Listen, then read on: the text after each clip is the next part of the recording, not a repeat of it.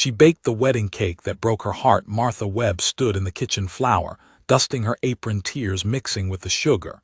As she decorated roses for another woman's dream, the whole town whispered. She was too big, too plain, too much. But when Magnus Eriksson walked into her bakery that rainy Tuesday morning, he saw something nobody else had ever noticed: a woman worth fighting for. Martha's hands shook as she piped the final rose onto Sarah McKinnon's wedding cake. 3 layers of vanilla sponge with buttercream flowers, each petal perfect despite the tears that kept threatening to spill. Through the bakery window, she could see the preparations underway across the street. White ribbons fluttering in the October wind, chairs arranged in neat rows, and Sarah herself in that gorgeous ivory dress that cinched at her tiny waist like Martha's never could. "Martha, honey, you outdid yourself again," called Mrs. Pemberton from the front of the shop, her voice dripping with the kind of pity that made Martha's stomach clench. "Such a shame you put all this talent into other people's happiness."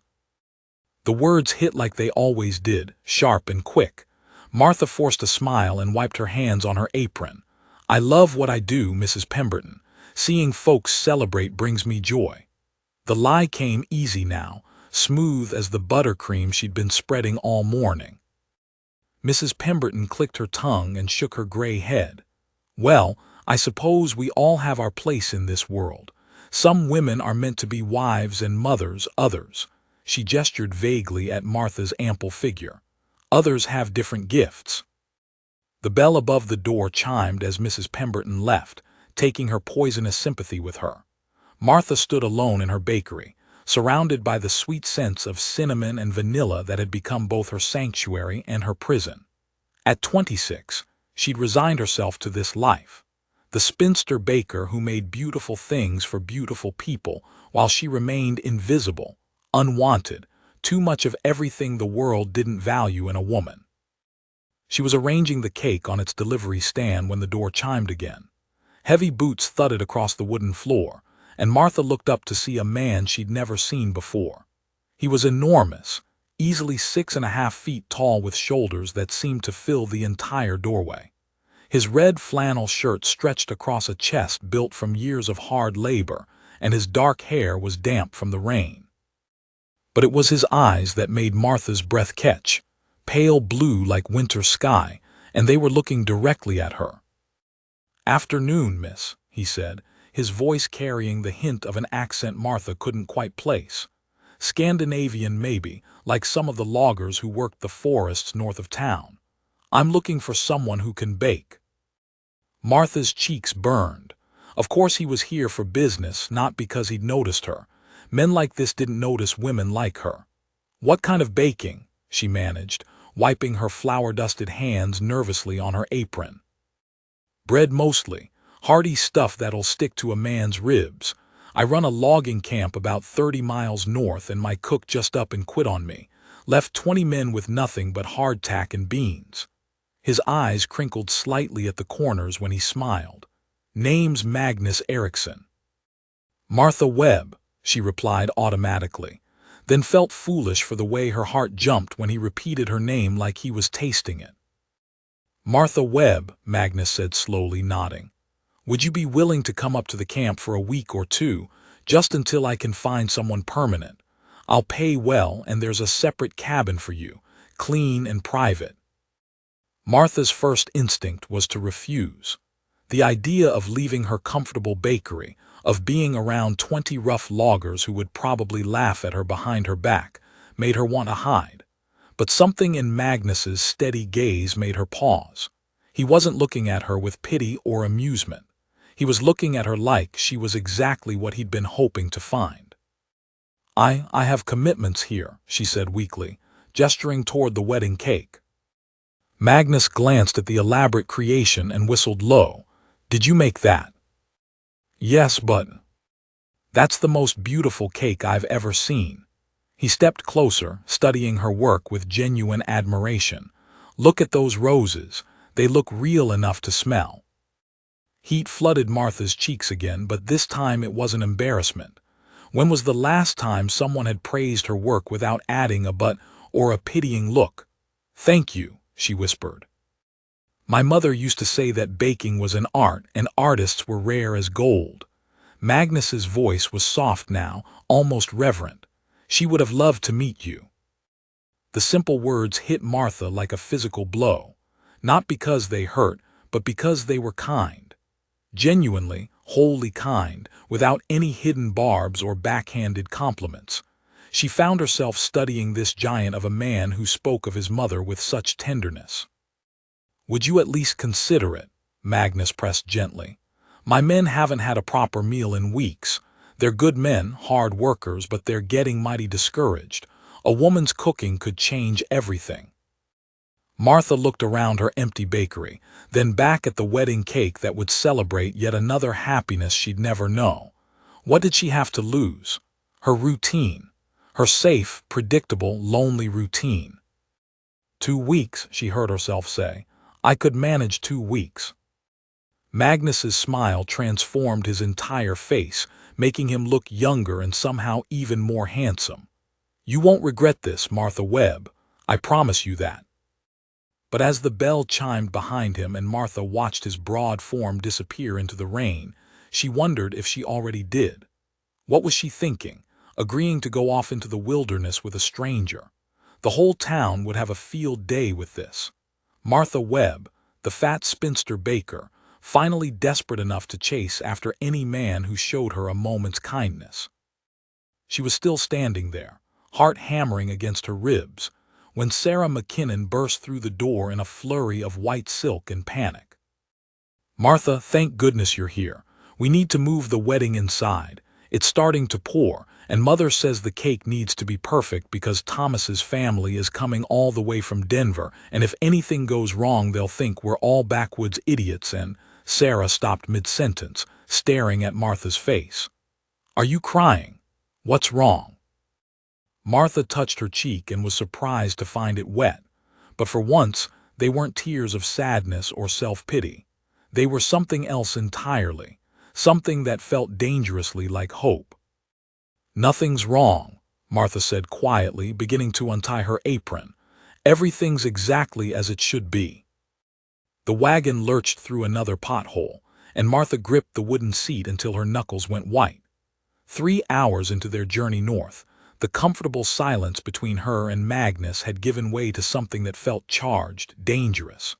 Every time the wheels hit a rut, she was thrown closer to his solid warmth, and every time she tried to steady herself, their eyes would meet for just a moment too long. "You're having second thoughts," Magnus said finally, his voice cutting through the rhythmic creak of the wagon wheels. Martha straightened her shoulders, though her heart was hammering so hard she was sure he could hear it. "What makes you say that? You've been quiet as a church mouse since we left town, and you keep looking back like you're planning to jump out and run." His blue eyes held hers for a moment before returning to the rutted trail ahead. "My men can be rough around the edges, but they're not animals. You'll be safe with us." Safe? The word should have been comforting, but something in the way Magnus said it made Martha's pulse quicken. She'd spent her entire life being safe. Safe in her bakery, safe in her routine, safe from rejection because she never put herself anywhere she could be hurt. But sitting next to this mountain of a man who smelled like pine sap and honest sweat, safe felt like the most dangerous thing in the world. "Tell me about your mother," Martha said suddenly, desperate to fill the silence with something that didn't involve the way Magnus's hands looked holding the reins. Magnus's expression softened immediately. Astrid Eriksson came over from Norway when she was barely 18, married to a man she'd never met. My father died in a logging accident when I was 12, and she raised me and my 3 brothers on her own. He paused, a smile tugging at his lips. She was tiny, barely came up to my shoulder even when I was 16, but she could outwork any man in camp, and her bread, he shook his head. I've been chasing that recipe my whole life. "What happened to her?" Martha asked softly. "Fever took her 2 winters ago. She made me promise I'd find a good woman to settle down with, have children, carry on the family name." Magnus's voice grew quiet. "Trouble is, most women take one look at me and think I'm too rough, too big, too much like the trees I cut down." Martha stared at him in amazement. Too much. Magnus, you're... She caught herself before the words could tumble out. Beautiful, gentle, everything I've ever dreamed of but never dared to hope for. I'm what? He prompted, and there was something in his voice that made her stomach flutter. You're not too much of anything, she said firmly. Any woman who can't see that is a fool. Magnus pulled the wagon to a sudden stop, so abruptly that Martha had to grab his arm to keep from sliding off the seat. His hand covered hers, warm and calloused and impossibly gentle. Martha Webb, he said quietly, what if I told you I didn't really need a cook? Her breath caught. What do you mean? I mean old Pete's been cooking for my crew for 15 years, and he's not going anywhere. I mean I walked into your bakery because I'd heard about the woman who made magic with flour and sugar, and I wanted to see if the stories were true. His thumb traced across her knuckles, sending shivers up her arm. I mean I took one look at you and knew my mother would have loved you. Martha's heart was beating so fast she felt dizzy. But you said. I lied. Magnus's voice was rough now, honest in a way that made her chest tight. I've been coming to town every few weeks for months, hoping to work up the courage to talk to you. And every time I'd see you through that bakery window, so beautiful and perfect, and I'd convince myself you'd never look twice at a rough logger like me. Beautiful, perfect. The words hit Martha like physical blows. Magnus, you can't mean, I'm not. Look at me. She tried to pull her hands away, but he held them gently, firmly. I am looking at you, he said simply. I've been looking at you for months. You think I don't see how your eyes light up when you're decorating a cake? How you always save the broken cookies for the street children, thinking nobody notices? How you work from dawn to dusk to make other people's celebrations perfect? He leaned closer, and Martha could smell the clean scent of soap and pine needles on his skin. You think I don't see how lonely you are, how you've convinced yourself you're not worth wanting. Tears spilled down Martha's cheeks before she could stop them. The whole town calls me. The whole town is blind, Magnus said fiercely. Martha, where I come from, a woman with curves is a woman who won't break when the work gets hard. A woman with soft hands is a woman who knows how to comfort. A woman with a generous heart is worth more than all the tiny waists and pretty faces in the world. You don't understand, Martha whispered. I'm not what men want. I'm too big, too plain, too. Magnus silenced her with a kiss so gentle it felt like a question. His lips were warm and soft against hers, tasting faintly of coffee and something indefinably masculine that made her knees go weak. When he pulled back, his eyes were serious. You're exactly what this man wants, he said quietly. The question is, what do you want? Martha stared at him, her heart pounding so hard she was sure it would burst. What did she want? She wanted to believe him. She wanted to trust that this wasn't some cruel joke, that a man like Magnus Eriksson could actually want someone like her. She wanted to stop being afraid of taking up too much space, of wanting too much, of hoping for things that seemed impossible. I want, she began, then stopped, terrified to say the words out loud. Tell me, Magnus urged softly.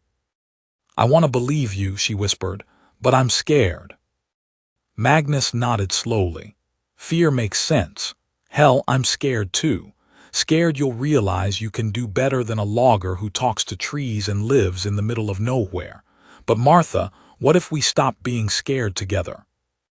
Before Martha could answer, the sound of hoofbeats echoed through the forest.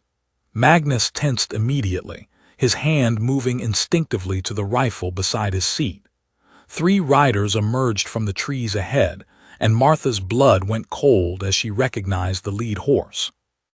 Thomas McKinnon, Sarah's new husband, and the banker's son who'd made Martha's life miserable since childhood with his casual cruelties disguised as jokes. Well, well, Thomas called out, his voice dripping with amusement as he rode closer. Magnus Eriksson and our dear Martha. How unexpected. Magnus's jaw tightened, but his voice remained steady.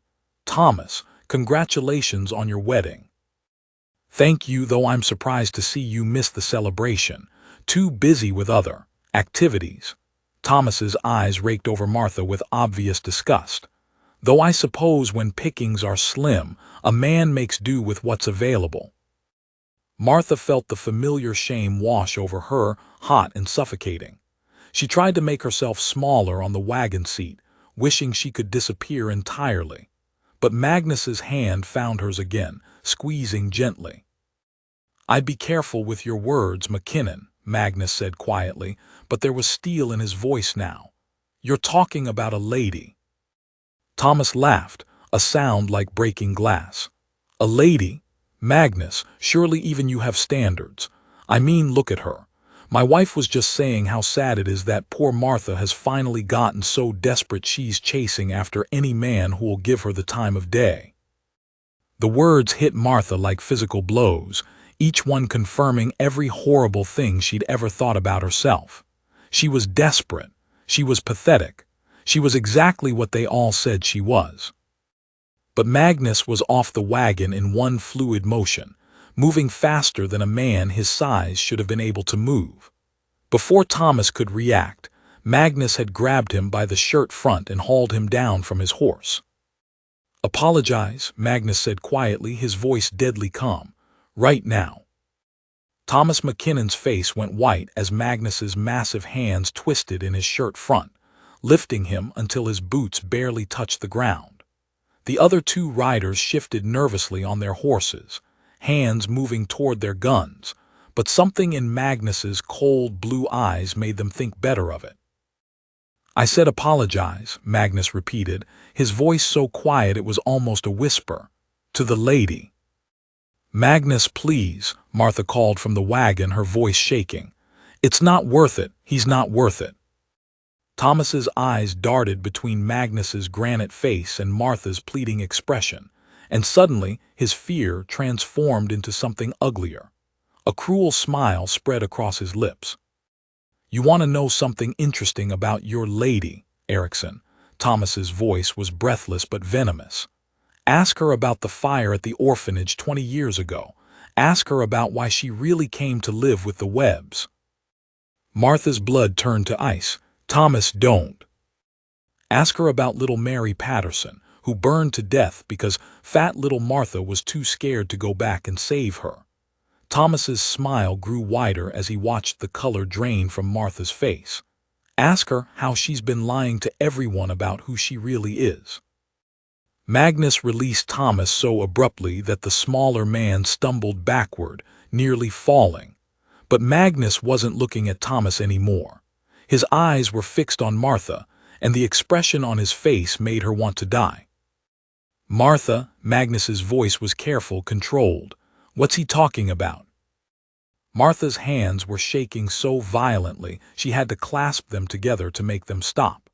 The secret she'd buried for 20 years, the shame she'd carried like a stone in her chest, was spilling out in the middle of a forest road like blood from an open wound. She began, then stopped. How could she explain? How could she make him understand that she wasn't the woman he thought she was, that she was worse than worthless? She was a coward who'd let a child die. Thomas remounted his horse, straightening his clothes with exaggerated dignity. The orphanage fire of 1855. Martha Webb, except her name wasn't Webb then, was it, Martha? It was Patterson. Mary Patterson was her little sister. The words hung in the air like smoke. Magnus took a step back from the wagon, his face unreadable, and Martha felt her heart shatter into 1,000 pieces. "The building was burning," Thomas continued, clearly enjoying himself now. "All the children were supposed to be out, but little Mary had gone back for her doll. Martha was supposed to watch her, supposed to keep her safe. But when the smoke got thick and the flames got hot, our brave Martha ran, left her baby sister to burn." "Stop," Martha whispered, but Thomas wasn't finished. "The Webbs felt sorry for the poor orphan girl who'd lost her sister, so they took her in, changed her name, gave her a new life. And Martha's been playing the part of the tragic spinster ever since, when really she's just a coward who couldn't save the one person who mattered most." Magnus was staring at Martha now, and she could see the questions in his eyes, the doubt creeping in. Everything was falling apart, just like she'd known it would. Just like it always did when she dared to hope for something good. "Is it true?" Magnus asked quietly. Martha looked at him, this gentle giant who'd called her beautiful, who'd kissed her like she was precious, and saw her dreams crumbling. "Yes," she whispered, "it's true." Thomas's laugh was sharp and satisfied. "Well, this has been illuminating. Enjoy your cook, Erickson. Just remember that some women aren't worth saving." He wheeled his horse around and rode off with his companions, leaving Martha and Magnus alone in the terrible silence. For a long moment, neither of them spoke. Martha sat frozen on the wagon seat, waiting for Magnus to tell her to get down, to walk back to town, to get out of his sight. She deserved it. She deserved all of it. "How old were you?" Magnus asked finally. The question surprised her. "What?" "When the fire happened, how old were you?" "6," Martha whispered. "Mary was 4. Magnus nodded slowly, then climbed back onto the wagon. Martha stared at him in confusion as he picked up the reins. "Magnus, what are you doing?" "Taking you to camp," he said simply. "But you heard what Thomas said. You know what I did, what I didn't do. I let my sister die. I'm a coward and a liar and—" "You were 6 years old," Magnus interrupted, his voice fierce. 6. Mary was 4. You were both babies and you were both supposed to be safe. What happened wasn't your fault." Tears were streaming down Martha's face now, hot and unstoppable. "You don't understand. I could have saved her. I should have been braver, stronger." "You should have been protected," Magnus said firmly. "Both of you. Where were the adults? Where were the people whose job it was to keep you safe?" Martha had never thought of it that way before. For 20 years she'd carried the weight of that night like it was hers alone to bear. The smoke choking her lungs, the heat searing her skin, the sound of Mary crying somewhere in the darkness. She'd been so small, so terrified, and when the matron had grabbed her and dragged her outside, she'd been too shocked to fight, too scared to speak. "I've hated myself for 20 years, Martha whispered. "I know," Magnus said gently. "I can see it in your eyes, in the way you make yourself small, in the way you don't think you deserve good things. But Martha, you were a child, a frightened child in an impossible situation." "Thomas is right, though. I am a coward." Magnus stopped the wagon again and turned to face her fully. The woman who just agreed to travel alone into the wilderness with a stranger she barely knows. The woman who spent years taking care of an entire town, making sure everyone else's celebrations are perfect while she gets nothing in return. The woman who looks at a giant logger and sees someone worth trusting. He reached out and cupped her face gently in his large hands. "That woman is not a coward." "But Mary—" "Mary was unlucky," Magnus said softly, "and you've been punishing yourself for surviving when she didn't. But Martha, what do you think Mary would want for you? Do you think she'd want you to spend your whole life hating yourself?" The question hit Martha like a physical blow. She thought of Mary's laugh, her bright smile, the way she used to braid flowers into Martha's hair. Sweet, innocent Mary who'd never hurt anyone in her short life. "She'd want me to be happy," Martha whispered. "Then maybe it's time you let yourself be happy," Magnus said. "Maybe it's time you forgave the little girl who did the best she could in an impossible situation." Martha stared at him, this incredible man who just learned the worst thing about her and was still here, still holding her face like she was something precious. "Why are you being so kind to me?" "Because I love you," Magnus said simply. The words hung between them like a bridge across an impossible chasm. Martha's heart stopped, then started again, beating so hard she could feel it in her throat. "You can't," she breathed. "You barely know me. I know you bake cookies for street children. I know you cry when you make wedding cakes for other people. I know you've been carrying a burden that was never yours to carry, and you've still managed to be the kindest, most generous woman I've ever met." Magnus's thumbs brushed away her tears.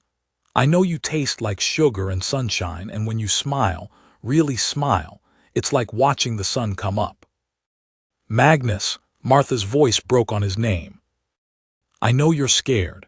Hell, I'm terrified. But Martha, what if we stopped letting fear make our choices? What if we decided that two broken people could make something whole together? Martha looked into his eyes and saw her future stretching out like an uncharted wilderness. It was terrifying and beautiful and completely unknown. But for the first time in 20 years, she thought maybe, just maybe, she was brave enough to take the first step. Okay, she whispered.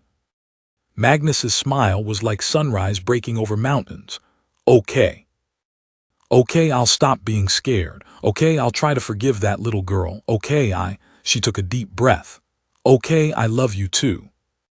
Magnus kissed her then, deeper this time, with a passion that made her feel like she was burning from the inside out. When they broke apart, they were both breathing hard. We should get to camp, Magnus said, his voice rough. My men are going to think I got lost. As the wagon started moving again, Martha felt something she hadn't experienced in 20 years. Hope. Real, bright, terrifying hope that maybe her story wasn't over. Maybe it was just beginning. But as they rounded the next bend, the smell of smoke hit them, and Martha's newfound hope turned to ice. In the distance, an orange glow painted the sky, and the sound of men shouting echoed through the trees. The logging camp was on fire. Magnus had the horses at a dead run before Martha could even process what she was seeing. The wagon bounced and lurched over rocks and roots, but she barely felt it. All she could see was the orange glow growing brighter. All she could smell was smoke getting thicker. All she could hear was the thundering of her own heartbeat mixing with the distant shouts of desperate men. Fire again. 20 years later, and fire was coming for everyone she cared about. Stay in the wagon when we get there, Magnus shouted over the noise of wheels and hooves and her own ragged breathing. No matter what you see, no matter what happens, you stay put. Martha wanted to argue, wanted to tell him she wouldn't be left behind again, wouldn't be the coward who watched from safety while others burned. But the words stuck in her throat as they crested the hill, and the full scope of the disaster spread out below them. The main lodge was completely engulfed, flames shooting 50 feet into the air and casting dancing shadows across the clearing. 3 of the smaller cabins were burning too, and men were running everywhere with buckets and shovels, and the kind of desperate energy that came from watching your entire world disappear. But what made Martha's blood freeze wasn't the fire itself. It was the line of riders silhouetted against the flames, sitting perfectly still on their horses like they were watching a show. Damn, Magnus breathed, and Martha heard something in his voice she'd never heard before. Fear. Who are they? She asked, though part of her already knew. Men didn't sit and watch destruction unless they'd caused it. Garrett's men, Magnus said grimly, pulling the wagon to a stop at the edge of the clearing. I should have known this was coming. Before Martha could ask who Garrett was, Magnus was off the wagon and running toward the chaos. She watched him go, this mountain of a man who just told her he loved her, and felt the familiar paralysis creeping in. The wagon seat was safe. The darkness at the edge of the clearing was safe. She could stay here, stay hidden, stay useless while better people risked everything. But then she saw him, a boy, maybe 8 years old, standing frozen near the burning lodge with tears streaming down his soot-stained face. He was calling for someone, his voice barely audible over the roar of flames and shouting of men, and nobody was paying attention to him. Everyone was too busy trying to save buildings and equipment to notice one terrified child. Martha was moving before she realized it, jumping down from the wagon and running toward the boy. The heat hit her like a physical blow, bringing back memories of that night 20 years ago, but she pushed through it. Not again.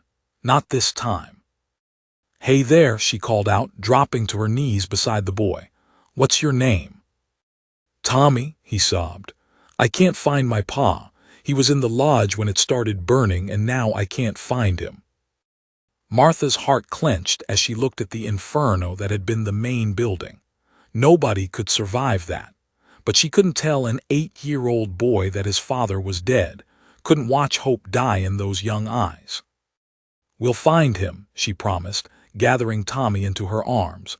"But first we need to get you somewhere safe." She was carrying the boy toward the wagon when a shot rang out across the clearing. Then another. The bucket brigade stopped, men diving for cover as riders thundered down from the hill with guns drawn.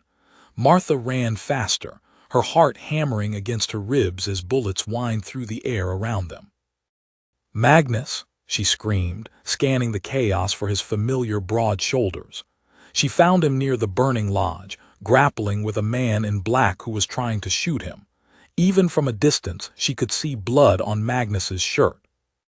More riders poured into the clearing, and Martha realized with growing horror that this wasn't random violence.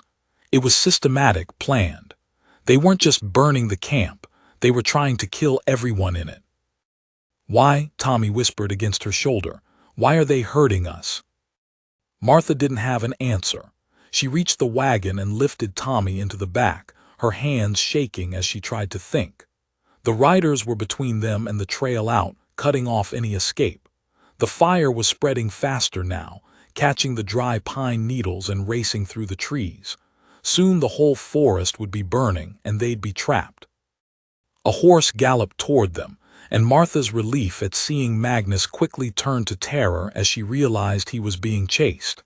3 riders were behind him, gaining ground, and she could see more blood now, a dark stain spreading across his back. "Get down!" Magnus shouted as he reached the wagon. "They're not taking prisoners." But instead of climbing up beside her, Magnus grabbed the rifle from under the wagon seat and turned to face his pursuers.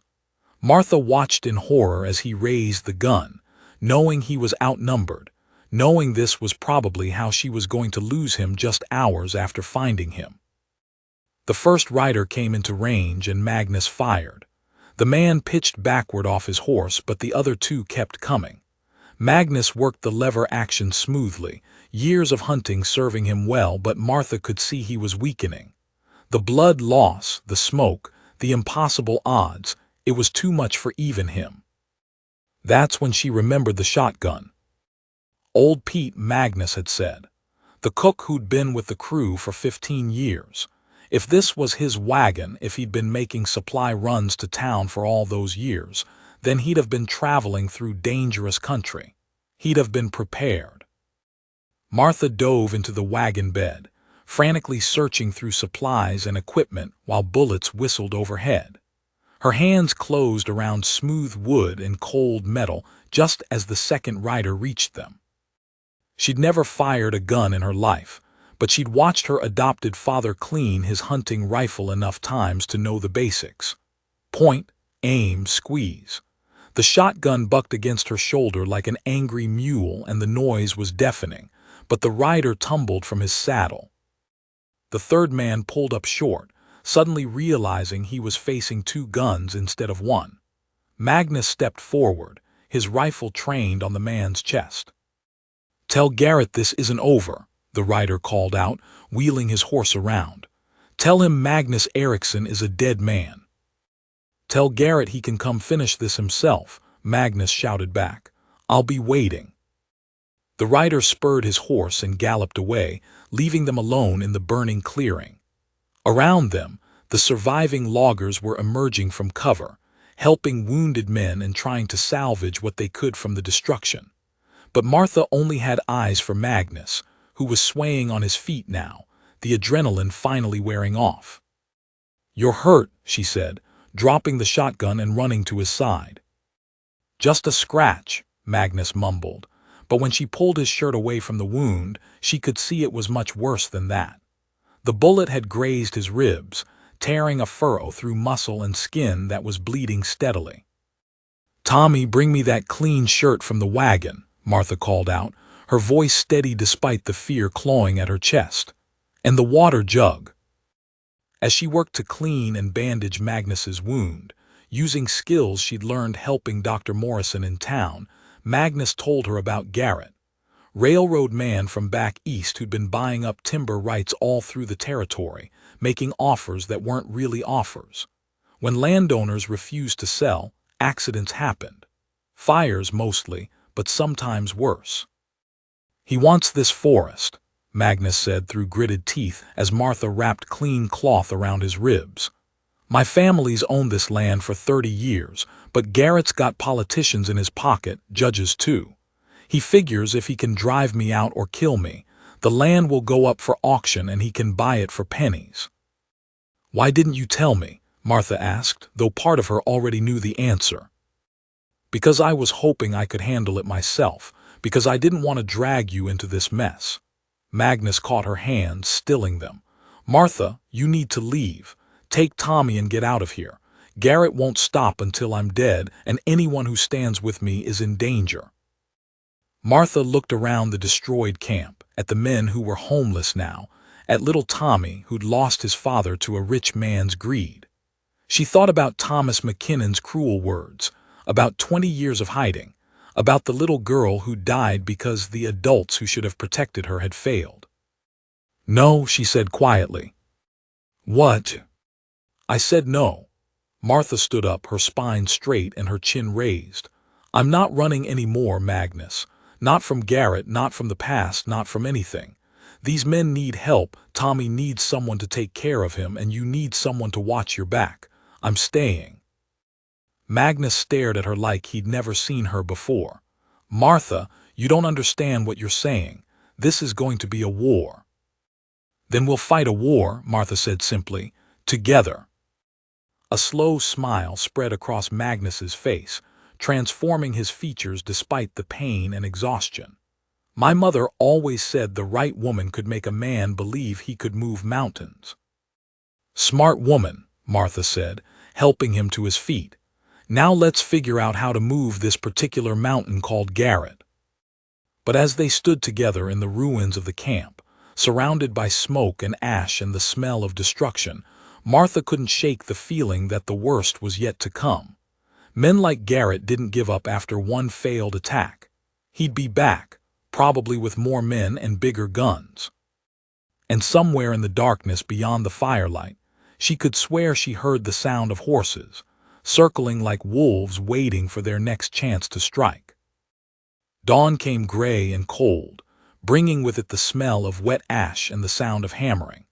Martha stood in the doorway of the one cabin that had survived the fire, watching Magnus and his men work to build shelters from whatever materials they could salvage.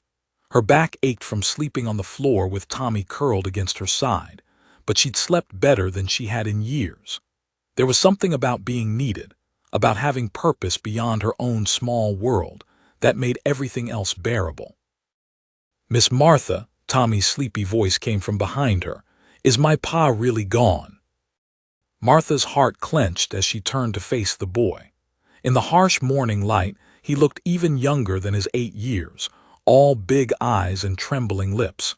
She'd been dreading this conversation all night. Yes, sweetheart, she said gently, kneeling down to his level. Your pa was a brave man and he loved you very much, but he's not coming back. Tommy's face crumpled, and Martha gathered him into her arms as he sobbed against her shoulder. She held him tight, remembering her own grief at losing Mary, the way it had felt like drowning in darkness with no hope of surface. But this time, she wasn't a helpless child. This time, she could be the comfort she'd never received. What's going to happen to me? Tommy whispered when his tears finally subsided. You're going to stay with us, Martha said firmly. Magnus and I will take care of you, your family now. The words surprised her as she said them, but they felt right. More than right, they felt like the missing piece she'd been searching for without knowing it. A family, not the traditional kind she'd always imagined, but something real and chosen and worth fighting for.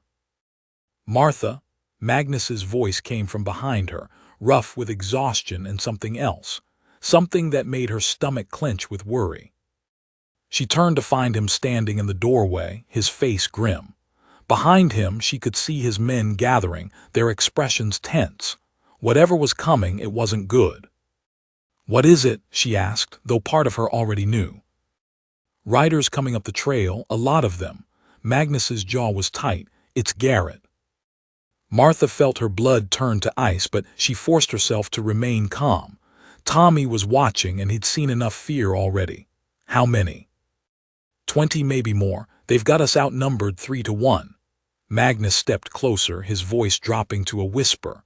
Martha, you and Tommy need to go. There's a hunting cabin about 5 miles north, hidden in the pines. Take the wagon in. No, the word came out sharper than she'd intended. We've been through this, Magnus. I'm not running. This isn't about being brave anymore, Magnus said desperately. This is about staying alive. Garrett's not just coming to scare us off this time. He's coming to finish it.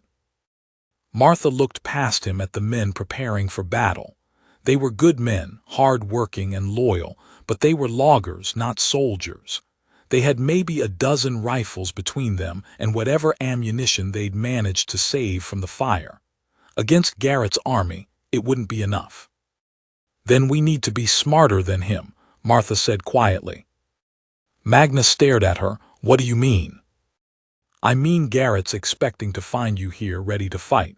He's expecting resistance, a battle, a chance to be the hero cleaning up the wilderness for civilization. Martha's mind was racing now, pieces of a plan clicking together. But what if that's not what he finds? Before Magnus could respond, the sound of hoofbeats filled the clearing. They came slowly this time, deliberately, like a parade of power. Martha counted horses as they emerged from the tree line. 23 men, all armed, all wearing the kind of clean clothes that marked them as outsiders in this rough country. At their head rode a man in an expensive black coat and silver-trimmed hat. Even from a distance, Martha could see he was handsome in the way that came from money and privilege, with the kind of smile that never reached the eyes. This had to be Garrett. Magnus Eriksson, Garrett's voice carried clearly across the clearing, cultured and confident. I think it's time we had a conversation. Magnus stepped out of the cabin, his rifle held casually but ready. His men spread out behind him, outnumbered but determined. Martha stayed in the doorway with Tommy, her heart hammering against her ribs. I'm here, Garrett, Magnus called back. Say your piece. Garrett dismounted with theatrical flair, his movements smooth and practiced. This was a man who was used to being watched, to commanding attention. My, what a mess you've made of my beautiful forest. Your forest, Magnus's voice was deadly quiet. This is Eriksson land, has been for 30 years. Was Eriksson land, Garrett corrected with a cold smile. You see, I've been doing some research into your family's claim. Very interesting paperwork, some of it, especially the original deed. He pulled a folded document from his coat. It seems there was a small error in the survey. Your property line is actually half a mile east of where you think it is. Magnus stepped forward, his face dark with anger. That's a lie. Oh, I'm sure it seems that way to you, but judges tend to trust legal documents over family stories. Garrett's smile widened. Of course, there might be a way to resolve this without involving the courts. I'm a reasonable man after all.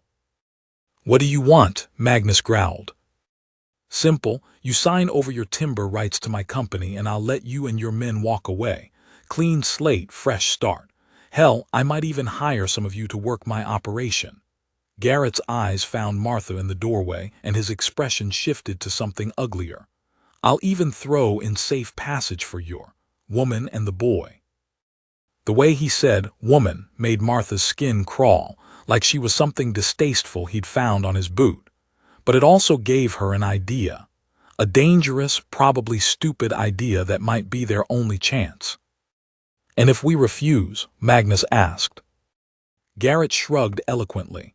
Well, accidents happen in the wilderness. Fires mostly, sometimes bears. Occasionally men just disappear and are never seen again.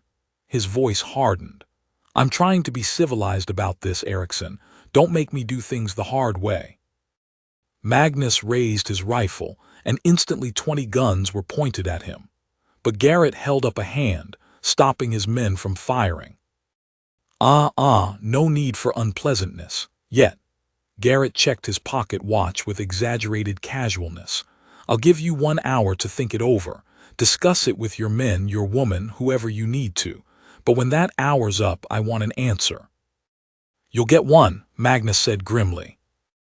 Garrett remounted his horse, his movements still theatrical. "I do hope you'll be reasonable, Erickson.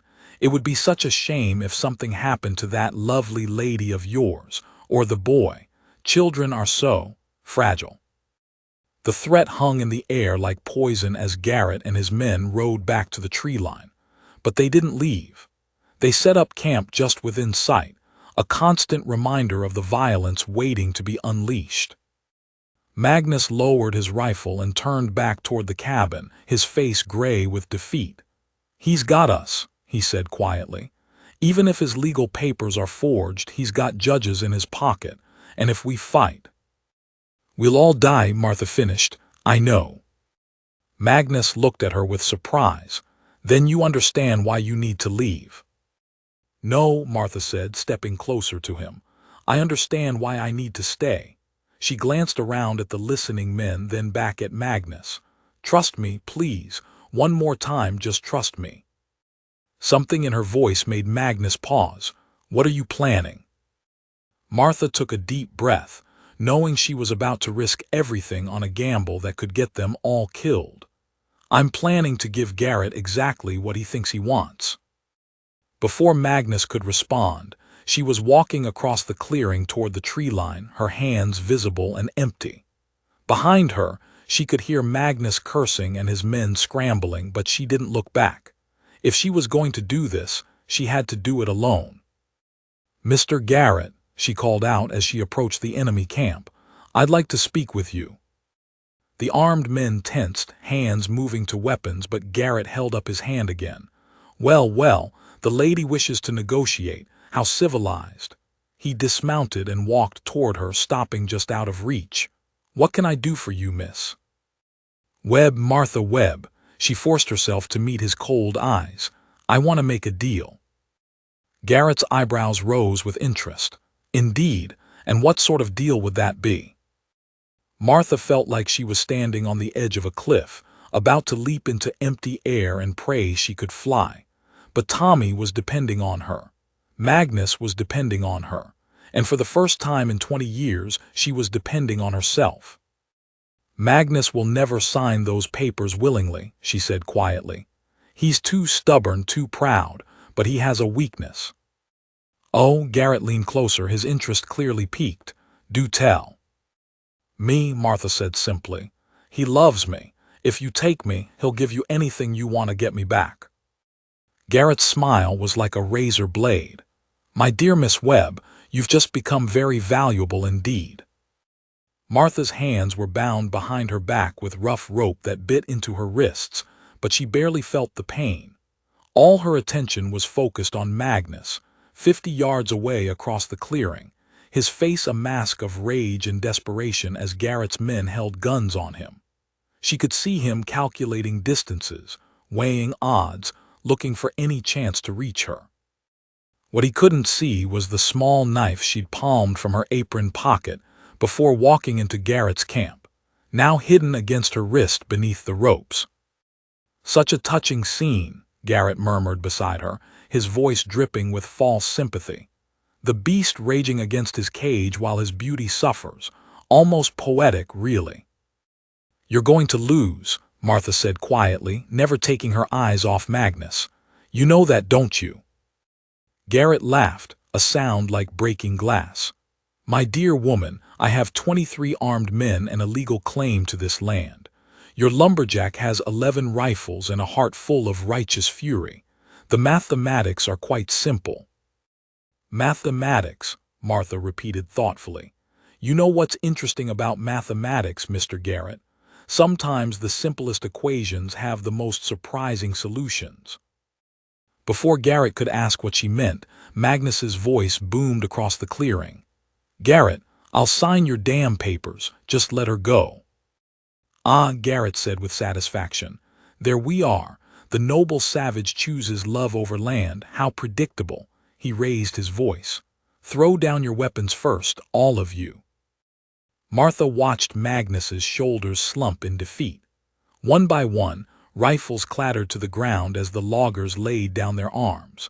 Her heart broke seeing these proud men surrender, knowing they were doing it for her. But she also felt a fierce surge of hope, because Magnus couldn't see what she could see from her position at Garrett's side. The oil.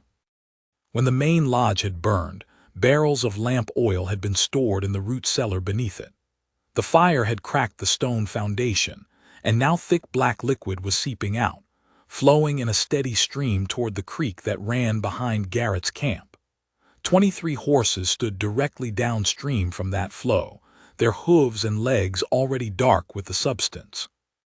"Excellent," Garrett called out as the last rifle hit the ground. "Now, Mr. Erickson, if you'll just walk over to that table my men have so kindly set up, we can conclude our business." Magnus started walking, his movements slow and reluctant. Martha could see the defeat in every line of his body, and she hated that she was the cause of it. But she also knew this wasn't over. Not yet. "Tell me, Mr. Garrett," she said conversationally, as Magnus approached the makeshift table where legal documents waited. "What's your plan after this, once you own all the timber rights in the territory?" "Progress, my dear. Civilization." Garrett's chest puffed with pride. "Railroads, mining operations, proper towns with proper people. No more of this frontier nonsense, no more rough men living like animals in the wilderness. And the families you destroy along the way, the children you orphan, the communities you burn." Martha's voice was steady, but underneath she was coiling like a spring. "Do they matter at all to your vision of progress?" "Eggs and omelets, Miss Webb. Some sacrifice is always necessary for the greater good." Martha thought of Tommy, sleeping peacefully in the cabin when this nightmare began. She thought of Magnus's men who'd built their lives in these forests. She thought of Mary, 4 years old and trusting the adults to keep her safe. Some sacrifice was always necessary, but who got to decide who was sacrificed and who got to live? Magnus reached the table and picked up the pen, his hand shaking with rage. "If I sign this, you'll let them all go. Your word." "You have my word as a gentleman," Garrett said smoothly. Martha almost laughed. A gentleman. This man who burned homes and threatened children, who saw people as obstacles to be removed for profit. But his arrogance was also his weakness, because he couldn't imagine that a woman, especially a woman like her, could be anything more than a helpless victim. "Magnus," she called out, her voice carrying clearly across the clearing, "remember what you told me about fear." Magnus looked up from the papers, confusion flickering in his eyes. "You said maybe we should stop letting fear make our choices," Martha continued. "You said maybe 2 broken people could make something whole together." Understanding dawned in Magnus's face, just as Martha's fingers found the hidden knife. The blade sliced through the ropes in one quick motion, and she was moving before Garrett realized what was happening. She dove toward the nearest campfire, grabbing a burning branch and rolling toward the creek where oil-soaked horses stood in growing panic. The flame touched the black liquid, and the world exploded into light and heat. Fire raced upstream like a living thing, following the oil trail back toward its source. Garrett's men scattered as their horses reared and bolted, several of them on fire. Shouts of panic filled the air as the carefully ordered camp dissolved into chaos. "Now," Magnus roared, and suddenly his men weren't defenseless anymore. Rifles appeared from hidden places, the cabin, the woodpile, the ruins of the lodge. They'd never really surrendered. They'd simply trusted Martha to create the opening they needed. Gunfire erupted across the clearing as Magnus's men took cover and returned fire. But Garrett's forces were in disarray, their horses scattered, their leader screaming orders that no one could hear over the roar of spreading flames. Martha rolled behind a fallen log as bullets whined overhead, her heart hammering with terror and exhilaration. She'd done it. She'd actually done it. The scared little girl who'd frozen in the orphanage fire had just lit the match that might save them all. "You bitch!" Garrett's voice cut through the chaos, filled with rage and disbelief. "You've destroyed everything." Martha looked up to see him standing 20 feet away, his expensive coat singed, his silver-trimmed hat gone, a pistol shaking in his hand. Behind him, his empire of greed was literally going up in smoke. "Good," Martha said simply. Garrett raised the gun, his face twisted with fury, but the shot that echoed across the clearing didn't come from his weapon. He looked down in surprise at the spreading red stain on his white shirt, then toppled forward into the dirt. Magnus stood behind him, rifle still smoking, his face grim with satisfaction. "Some men need killing," he said quietly. The battle was over almost as quickly as it had begun. Without their leader, Garrett's men lost heart quickly. Some fled into the forest, others threw down their weapons and begged for mercy. Within minutes, the clearing was silent except for the crackling of dying flames and the quiet moans of wounded men. Martha stood slowly, her legs shaking with delayed reaction. Around her, the landscape looked like something from a nightmare: scorched earth, scattered weapons, men lying still in the dirt. But they were alive. Magnus was alive. Tommy was safe in the cabin. They'd won. Magnus crossed the clearing in long strides, catching her in his arms and spinning her around until she was dizzy with relief and laughter, and the sheer impossibility of survival. "You magnificent, crazy, brilliant woman," he breathed against her hair. "What you did, how did you even think of that?" "I remembered what you said about fear," Martha whispered back, "and I decided I was tired of being afraid." When he set her down, his hands cupped her face gently, reverently. "Martha Webb, will you marry me?" The question should have surprised her, but it didn't. Nothing about loving Magnus surprised her anymore. It felt as natural as breathing, as inevitable as sunrise. "Yes," she said simply. "Yes, I'll marry you." Magnus kissed her then, deep and sweet, and full of promise, while around them his men cheered and Tommy came running from the cabin to throw his arms around both of them. It wasn't the ending Martha had ever dreamed of, covered in soot and smoke, surrounded by the aftermath of violence, holding a family she'd never planned on having. It was better.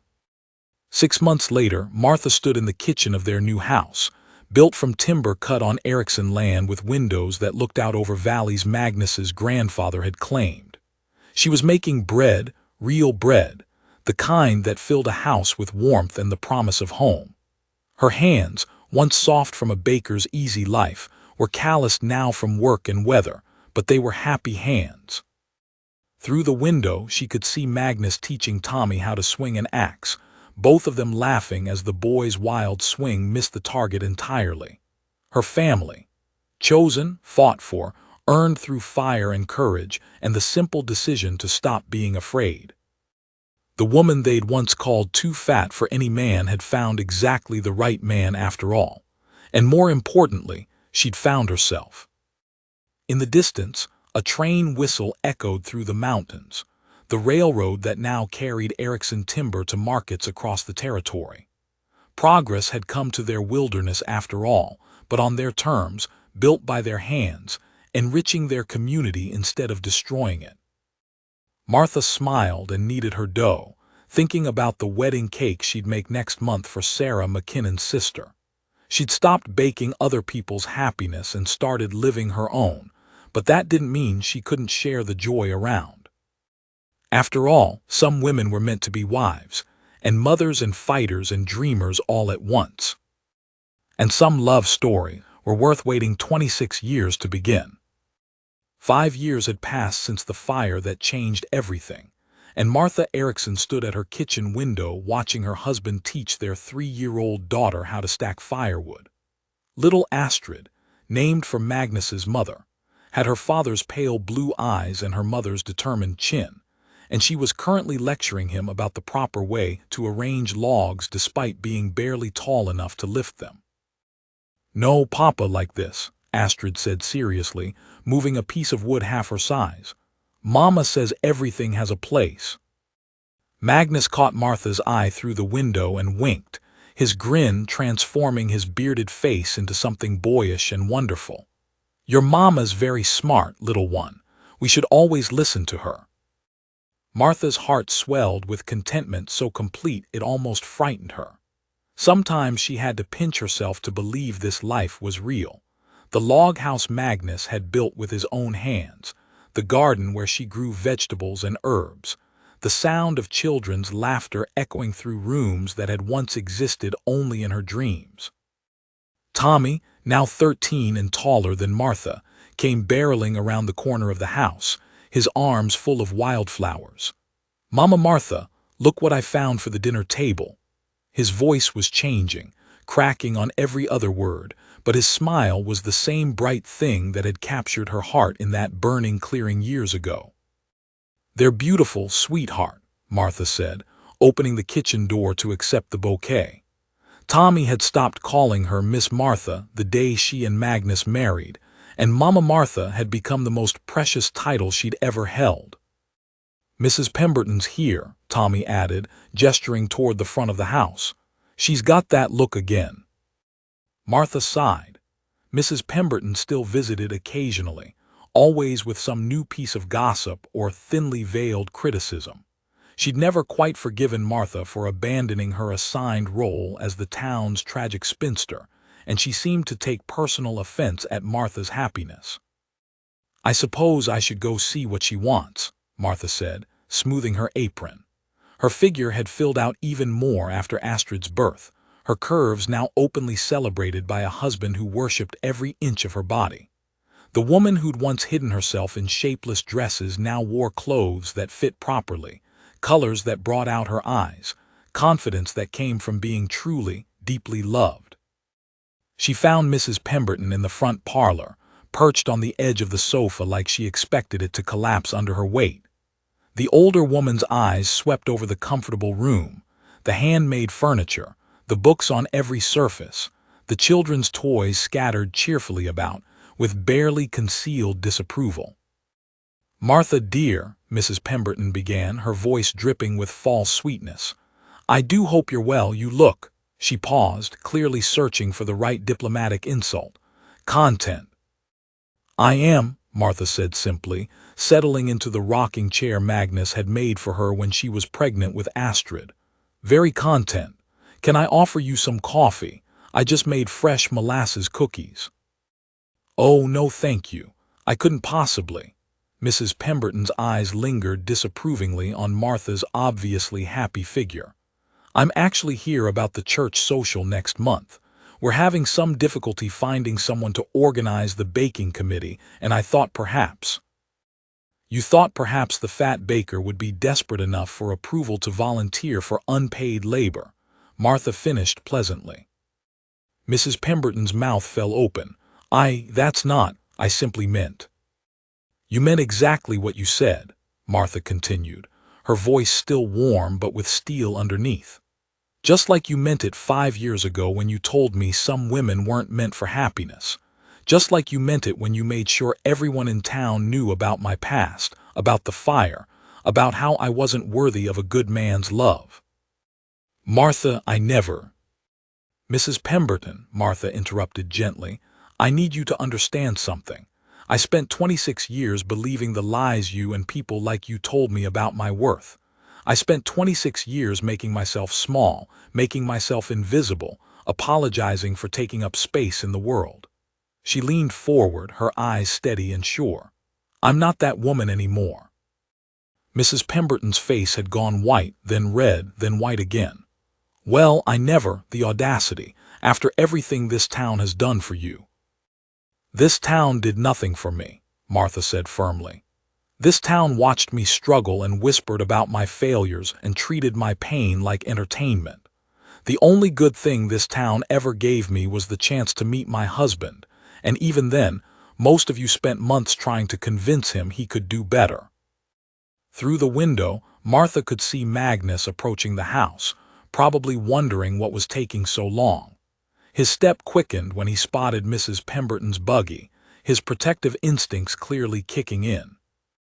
"As for the church social," Martha continued, rising from her chair with dignity that would have impressed royalty, I'll be happy to contribute. I'll bring my famous apple pies, and my husband will provide lumber for the new church roof at cost. But I won't be organizing anything for people who still think my happiness is somehow their business to judge." Mrs. Pemberton stood as well, her face pinched with indignation. "I can see that marriage has made you quite bold." "No," Martha said quietly. "Marriage didn't make me bold. Love did. Love taught me that I was never too much of anything. I was just surrounded by people who were too little to appreciate what I had to offer." The front door opened, and Magnus stepped inside, his broad frame filling the doorway. His eyes went immediately to Martha, checking to make sure she was all right, then to Mrs. Pemberton with barely concealed hostility. "Ladies," he said politely, though his voice carried the kind of warning that made smart people nervous. "Mr. Erickson," Mrs. Pemberton replied stiffly. "I was just leaving. Thank you for your hospitality, Martha." She gathered her skirts and swept toward the door, pausing only to look back at Martha with something that might have been pity or might have been envy. "I do hope you'll be happy," she said, and for the first time her voice sounded almost sincere. "I already am," Martha replied, "happier than I ever dreamed possible." When Mrs. Pemberton's buggy disappeared down the lane, Magnus wrapped his arms around Martha from behind, pulling her against his solid warmth. "Everything all right?" he murmured against her ear. "Perfect," Martha said, leaning into his embrace. "Everything's perfect." That evening, after Astrid was tucked into bed and Tommy was bent over his schoolwork at the kitchen table, Martha and Magnus sat on the front porch watching the sunset paint the mountains gold and crimson. It had become their evening ritual, this quiet time together when the day's work was done, and the night stretched ahead full of possibility. "Do you ever regret it?" Magnus asked suddenly. "Giving up your bakery, your safe life in town for all this chaos?" Martha looked around at their domain, the house they'd built together, the land they'd fought to keep, the children who called her mama, the husband who still looked at her like she'd hung the moon. Chaos, he called it. She called it everything she'd ever wanted and never dared to ask for. "Never," she said firmly, "not for one single second." Magnus smiled and pulled her closer, and Martha marveled again at the miracle of being wanted, being chosen, being loved exactly as she was. Somewhere in town, Mrs. Pemberton was probably telling anyone who would listen about Martha's shocking behavior, about how success had gone to her head. And somewhere else, another young woman was probably staring at herself in a mirror and wondering if she'd ever be pretty enough, thin enough, good enough to deserve love. Martha sent up a silent prayer for that woman, whoever she was. May she learn sooner than Martha had that the right person doesn't make you smaller. They help you discover just how magnificently large your heart can grow. The stars came out one by one above the mountains, and Martha Erickson sat surrounded by the family she'd found in fire and courage, perfectly content to take up all the space in the world that she was meant to fill. After all, some love stories are worth waiting for, and some women are meant to be exactly as much as they are.